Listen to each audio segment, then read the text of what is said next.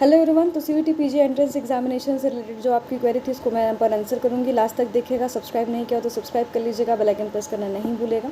अगर मैं बात करूँ आपके पहली क्वेरी की, तो आपका क्वेरी ये था कि आपका जो करेक्शन विंडो है वो फिर से ओपन होगा कि नहीं। येस। तो रिज़ल्ट के आने के बाद क्या होता है कि बहुत कम मार्क्स आते हैं बच्चों के, तो उसकी वजह से जो है वो प्रेफरेंसेस पहले सारी यूनिवर्सिटी का नहीं भरते हैं।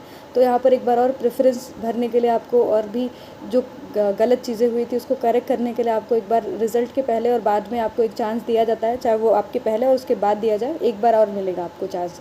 ठीक है। और एक और ये थी कि क्या जो है मिनिमम मार्क्स रखना चाहिए कि आपको एक सेंट्रल यूनिवर्सिटी सिक्योर हो पाए, तो 150 के ऊपर अपने मार्क्स को दोनों सब्जेक्ट में मिला के रखेंगे तो आपको ठीक ठाक यूनिवर्सिटी यहाँ पर सिक्योर हो जाएगी। बट अगर उसके नीचे जाते हैं तो बहुत अच्छी यूनिवर्सिटी नहीं मिलेगी। स्टेट यूनिवर्सिटी या फिर डीम्ड एंड प्राइवेट भी आपको मिल सकती है। अगर मैं तीसरी यहाँ पर ये क्वेरी थी कि जो आपका रिज़ल्ट है वो परसेंटाइल में आता है या फिर आपके रॉ स्कोर में आता है। तो यहाँ पर बात करूँ जैसे एमबीए और अदर कोर्सेज, प्रोफेशनल कोर्सेज के रिज़ल्ट कुछ के जो है परसेंटाइल में आते हैं, बट मैक्सिमम जो है आपके रॉ स्कोर में हमें देखने के लिए मिलता है। एक क्वेरी ये थी कि क्या जो अभी एंट्रेंस एग्ज़ाम होगा, जब काउंसलिंग होगी, तो जो रिज़ल्ट होता है वो तुरंत सबमिट करना पड़ता है आपके जो लास्ट सेमेस्टर का है, या फिर आपको टाइम दिया जाता है, अंडरटेकिंग फिल करवाया जाता है। तो most of the university result बाद में लेती हैं, 2-3 महीने के लिए आपको टाइम सीसीटीसी और इस सब चीज़ों के लिए देती है। और इसके लिए आपको पैनिक करने की ज़रूरत है, क्योंकि पेंडेमिक की वजह से सबका डिले हुआ है।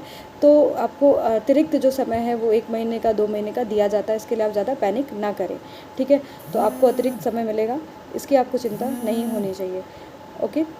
तो कुछ लोगों को शायद ये भी नहीं पता है कि जो सीयूईटी पीजी का एंट्रेंस एग्ज़ाम हो जाता है उसके बाद अलग अलग यूनिवर्सिटी के पोर्टल पे जाके रजिस्ट्रेशन करना पड़ता है। उनका पोर्टल अपना ओपन होता है, एक पर्टिकुलर फ़ीस होती है उसके बाद। जैसे तो किसी किसी यूनिवर्सिटी का 200 है, जैसे आपके जेएनयू का पिछली बार 250 था, वैसे ही कुछ कुछ आपके 500, 1000 भी लेते हैं। तो अलग अलग यूनिवर्सिटी में अपने स्कोर के हिसाब से आपको जो है रजिस्ट्रेशन करना पड़ता है।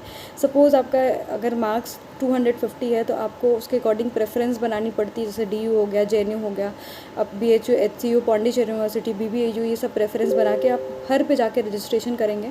और फिर उसके बाद आपका पहला लिस्ट, अगर मान लीजिए पहले लिस्ट में आपका सिलेक्शन नहीं होता तो आप सेकंड लिस्ट, थर्ड लिस्ट में आप जो है सेलेक्ट होते हो। फिर उसके बाद आपको मेल आता है और फिर आपको वहाँ पर रिपोर्ट करना पड़ता है ऑफलाइन जाके।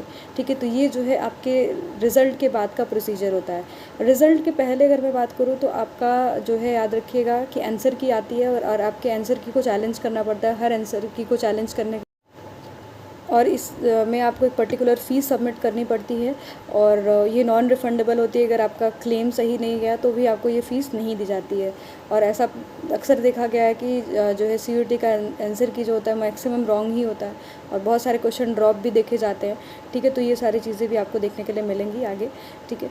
और इससे भी जो भी डिटेल जानकारी होगी हम लगातार चैनल पे देते रहेंगे। आपके काउंसलिंग से रिलेटेड क्या क्या प्रेफरेंसेस आपको रखना चाहिए, आपके स्कोर के अकॉर्डिंग सारी हेल्प आपको इसी चैनल पे डिटेल में मिलेगी। सब्सक्राइब ज़रूर कर लीजिएगा, बेल आइकन प्रेस करना नहीं भूलिएगा। अगर आपकी अभी भी कोई क्वेरी हो तो हमें कमेंट सेक्शन में बता सकते हैं। जुड़े रहिएगा। धन्यवाद।